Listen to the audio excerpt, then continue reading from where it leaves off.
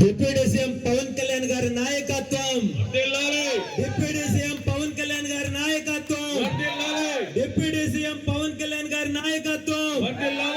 మన గళం గల్లీ నుంచి ఢిల్లీ వరకు వినిపించాలా, అలా ఉండాలా. ఓకే,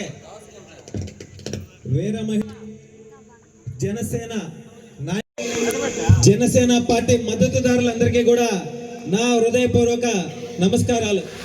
ఈరోజు కావలి నియోజకవర్గంలో దగదర్తి మండలంలో ఒక ర్యాలీ లాగా ఒక పండుగ వాతావరణం నెలకొల్పే విధంగా ఈ యొక్క జెండా ఆవిష్కరణ జరగడం ఎంతో ఆనందంగా ఉంది. ఇంత ఆనందం, ఇంత పండుగ సంక్రాంతి పూర్తి కాలేదు అనడానికి ఇది ఒక నిదర్శనం.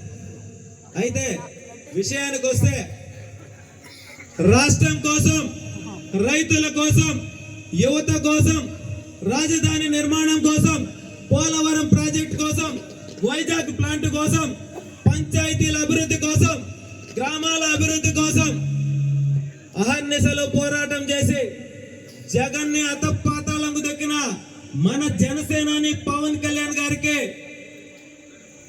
ఏది కూడా పెద్ద విషయం కాదు. పదవి అనేది పెద్ద విషయం కాదు.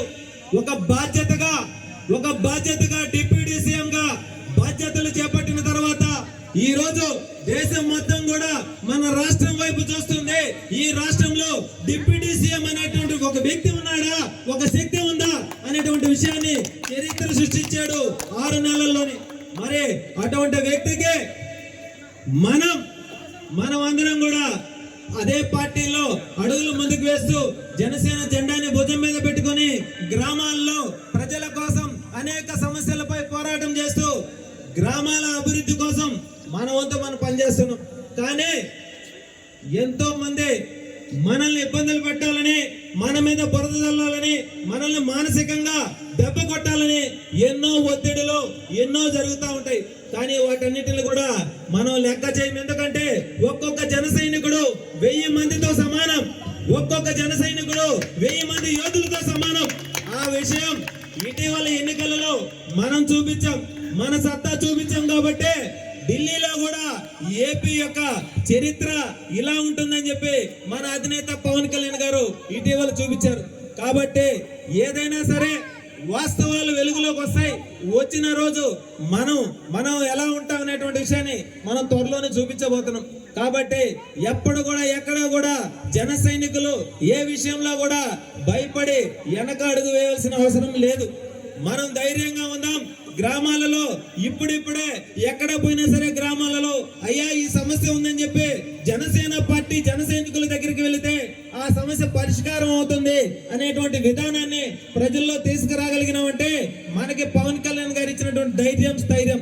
కాబట్టి అదే స్థైర్యంతో మనం ఇంకా ముందుకు పోవాలా. ముందు భవిష్యత్తు ఉంది. ఆ భవిష్యత్తును దృష్టిలో పెట్టుకొని మనం నడిచే దారిలో ఎన్నో ముళ్ళు, ఎంతో బురద, పెంట, చెత్త, చెదారం ఇవన్నీ వస్తూ ఉంటాయి.